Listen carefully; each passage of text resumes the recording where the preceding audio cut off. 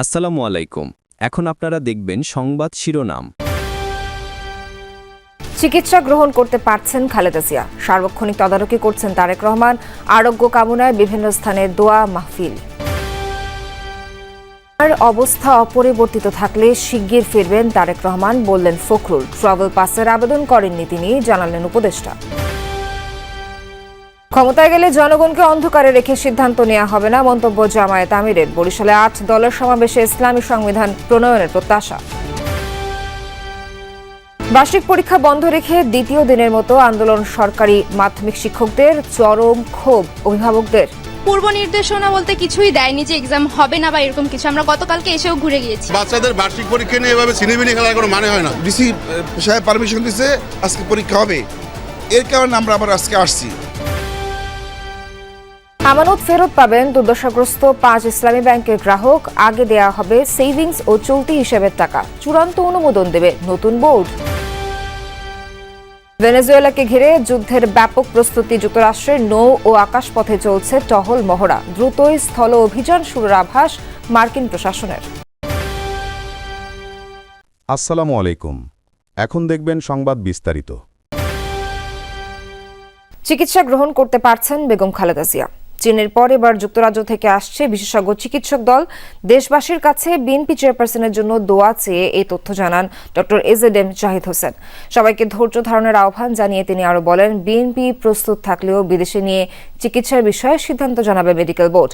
আর খালেদা জিয়ার শারীরিক পরিস্থিতি অপরিবর্তিত থাকলে দ্রুতই দেশে ফিরে আসবেন তারেক রহমান। এদিকে বিএনপি চেয়ারপারসনের নিরাপত্তায় মঙ্গলবার দুপুর থেকে এভার কেয়ার হাসপাতালে দায়িত্ব পালন করছেন এসএসএফ ও পিজিআর এর সদস্যরা। 3 দিন পর খালেদা জিয়ার স্বাস্থ্যগত তথ্য জানাতে এসে কান্নায় ভেঙে পড়েন ডাক্তার এজেডএম জাহিদ হোসেন। যদিও ডাক্তার জাহিদ নেতিবাচক কোনো তথ্য নয়, বরং আশাবাদের কথাই শুনিয়েছেন। বলেছেন, সিসিইউতে চিকিৎসাধীন বিএনপি চেয়ারপারসন বর্তমানে চিকিৎসা গ্রহণ করতে পারছেন। দেশবাসীকে কোনো ধরনের গুজবে কান না দেওয়ার অনুরোধ জানানো হয়। 27 তারিখ থেকে সিসিইউতে উনি চিকিৎসাধীন আছেন। আল্লাহর অশেষ মেহেরবানিতে ডাক্তাররা যে চিকিৎসা দিচ্ছেন সেই চিকিৎসা উনি গ্রহণ করতে পারছেন, অথবা আমরা যদি বলি মেনটেন করছেন। দলের পক্ষ থেকে আমাদের দলের ভারপ্রাপ্ত চেয়ারম্যান জনাব তারেক রহমান সার্বক্ষণিকভাবে ওনার চিকিৎসার তদারকি করছেন। মঙ্গলবার পর্যন্ত দেশে ফিরতে ট্রাভেল পাসের জন্য আবেদন করেননি বিএনপির ভারপ্রাপ্ত চেয়ারম্যান তারেক রহমান। এই তথ্য নিশ্চিত করে পররাষ্ট্র উপদেষ্টা তৌহিদ হোসেন বলেছেন, আবেদন করা মাত্র তাই ইস্যু করবে সরকার। পাশাপাশি গুরুতর অসুস্থ বিএনপি চেয়ারপারসন বেগম খালেদা জিয়াকে চিকিৎসার জন্য বিদেশে নেওয়ার সিদ্ধান্ত হলে প্রয়োজনীয় ব্যবস্থা নেবে সরকার। মঙ্গলবার সকাল থেকেই গুঞ্জন ছিল লন্ডন থেকে দেশে ফিরছেন বিএনপির শীর্ষ নেতা তারেক রহমান। কেউ কেউ লন্ডনের হিথ্রো বিমানবন্দরে তাঁর পৌঁছানোর পুরনো ফুটেজও শেয়ার করেন। যদিও দেশে ফিরতে পাসপোর্ট বা কোনো ট্রাভেল ডকুমেন্ট তারেক রহমানের কাছে আছে কিনা সেটি স্পষ্ট নয় কারো কাছে। পররাষ্ট্র মন্ত্রণালয় বলছে, ঢাকা ফিরতে এখনও দল বা পরিবারের পক্ষ থেকে দূতাবাসে যোগাযোগ করা হয়নি। 5 দফা দাবিতে বরিশালে বিভাগীয় সমাবেশ করেছে ইসলামী সমমনা 8 দল। সমাবেশে বক্তারা ইসলামী সংবিধান প্রণয়নের প্রত্যাশা ব্যক্ত করেন। গণভোটে সবাইকে হ্যাঁ ভোট দেওয়ারও আহ্বান জানান তারা। এদিকে রাজধানীতে এক অনুষ্ঠানে জামায়াতের আমির ডক্টর শফিকুর রহমান বলেছেন, জামায়াত রাষ্ট্র ক্ষমতায় গেলে জনগণকে অন্ধকারে রেখে কোনো সিদ্ধান্ত নেবে না। জাতীয় নির্বাচনের আগে গণভোট সহ 5 দফা দাবিতে বরিশাল নগরীর বেলস পার্ক মাঠে বিভাগীয় সমাবেশের আয়োজন করে জামাত সহ ইসলামী সমমনা 8 দল। অংশ নেন দলগুলোর কেন্দ্রীয় নেতারা। সভাপতির বক্তব্যে জামায়াতের নায়েবে আমির অধ্যাপক মজিবুর রহমান বলেন, পতিত সরকার অন্যায় করেছে, মানুষকে হত্যা করেছে। তাদের বিচার করা না হলে জুলাই বিপ্লবের সাথে বিশ্বাসঘাতকতা করা হবে। আল্লাহর বিধান অনুযায়ী সংবিধান তৈরির কথাও বলেন তিনি। এদিকে জামায়াতের আমির ডাক্তার শফিকুর রহমান বলেছেন, রাষ্ট্র ক্ষমতায় গেলে জনগণকে অন্ধকারে রেখে কোনো সিদ্ধান্ত নেওয়া হবে না। রাজধানীতে ওষুধ ব্যবসায়ীদের সাথে মতবিনিময় সভায় অংশ নেন তিনি। দায়িত্ব যদি আমাদের উপরে আসে রাষ্ট্র পরিচালনা, আমরা গুরুত্বপূর্ণ কাজগুলোতে হাত দেওয়ার আগে অবশ্যই সংশ্লিষ্ট অংশীজনদের সাথে আগে বসবো, তাদের মুখ থেকে বাস্তবধর্মী কথাগুলো শুনবো, সেগুলাকে আমলে নিব, তারপরে অগ্রাধিকার ভিত্তিতে ইনশাআল্লাহ কোনটার পর কোনটা হবে সেটা আপনাদেরকে জানিয়েই করা হবে। 4 দফা দাবিতে দ্বিতীয় দিনের মতো পূর্ণ দিবস কর্মবিরতি পালন করছেন দেশের সরকারি মাধ্যমিক বিদ্যালয়ের সহকারী শিক্ষকরা। এতে আজকের বার্ষিক পরীক্ষাও স্থগিত। চলমান পরীক্ষার মধ্যে শিক্ষকদের কর্মবিরতিতে ক্ষোভ জানিয়েছেন শিক্ষার্থী ও অভিভাবকরা। 3 দফা দাবিতে সরকারি প্রাথমিকের শিক্ষকদের একাংশ কর্মবিরতিতে। তবে খাতা কলমে কর্মসূচি রেখে পরীক্ষা নেওয়া হচ্ছে অনেক স্কুলে। ঠিকঠাক মতো প্রস্তুতি নিয়েও পরীক্ষায় বসতে পারছে না শিক্ষার্থীরা।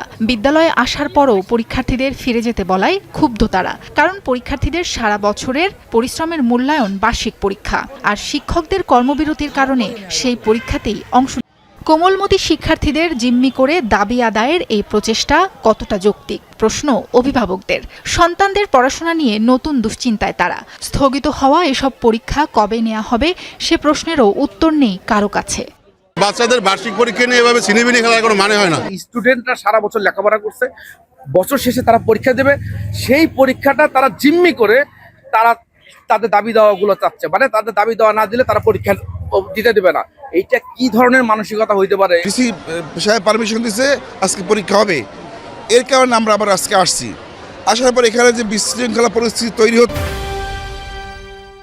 দুর্দশাগ্রস্ত 5 ইসলামী ব্যাংকের গ্রাহকদের অর্থ ফেরত দিতে চূড়ান্ত হয়েছে আমানত পরিশোধ স্কিমের খসড়া। নতুন সম্মিলিত ইসলামী ব্যাংকের পরিশোধের অনুমোদন নিয়ে তা প্রকাশ করা হবে। সবার আগে ফেরত দেওয়া হবে সঞ্চয় ও চলতি হিসাবের অর্থ। এদিকে সম্মিলিত ইসলামী ব্যাংকের কার্যক্রম শুরু হলে অপারেশনাল হেড হিসেবে দায়িত্ব পালন করবেন 5 ব্যাংকের প্রশাসক। সব প্রক্রিয়া শেষ করে ব্যাংক হিসেবে বাংলাদেশ ব্যাংকের চূড়ান্ত অনুমোদন পেয়েছে সম্মিলিত ইসলামী ব্যাংক, যেটি এখন আনুষ্ঠানিক কার্যক্রম শুরুর অপেক্ষায়। তবে কার্যক্রম শুরুর আগেই নাজমা মুবারককে সরিয়ে নতুন ব্যাংকের চেয়ারম্যান হিসেবে নিয়োগ দেওয়া হয়েছে সাবেক সচিব ডক্টর মোহাম্মদ আইয়ুব মিয়াকে। নতুন সম্মিলিত ইসলামী ব্যাংকের সাথে একীভূত হবে দুর্দশাগ্রস্ত এক্সিম, ফার্স্ট সিকিউরিটি, সোশ্যাল ইসলামী, গ্লোবাল ইসলামী এবং ইউনিয়ন ব্যাংক। এসব ব্যাংকের গ্রাহকের অর্থ ফেরত দিতে চূড়ান্ত করা হয়েছে আমানত পরিশোধ স্কিমের খসড়া। প্রথম ধাপে ফেরত দেওয়া হবে সঞ্চয়ী আমানত এবং চলতি হিসাবের অর্থ। পর্যায়ক্রমে মেয়াদি আমানত সহ অন্যান্য অর্থ ফেরতের কর্মপরিকল্পনারও ঘোষণা থাকবে স্কিমে। আমানতকারীরা সর্বোচ্চ কত টাকা এই মুহূর্তে ফেরত পাবেন সেটা ধার্য করে দিয়েছে, যে কেউ 2 লক্ষ টাকার বেশি পাবেন না মানে এই মুহূর্তে দেওয়া হবে না, তার অর্থ এই না যে পাবেন না। তাদের এই নতুন নবগঠিত ব্যাংকে তাদের আমানত অবশ্যই সুরক্ষিত থাকবে। রাষ্ট্র মালিকানাধীন ব্যাংক, রাষ্ট্র বারবার অ্যাসিওর করেছে যে আমাদের কাছে অবশ্যই আপনাদের আমানত সুরক্ষিত থাকবে। ভেনেজুয়েলায় যুদ্ধের জন্য ক্যারিবীয় অঞ্চলে ব্যাপক প্রস্তুতি চলছে মার্কিন বাহিনীর। পুয়ের্তো রিকোর মার্কিন ঘাঁটিতে নতুন করে মোতায়েন করা হয়েছে বিভিন্ন ধরনের ফাইটার জেট এবং সামরিক বিমান। অন্যদিকে ভেনেজুয়েলার সমুদ্র সীমার কাছেই মোতায়েন রয়েছে শক্তিশালী নৌবহর জেরাল্ড আর ফোর্ট।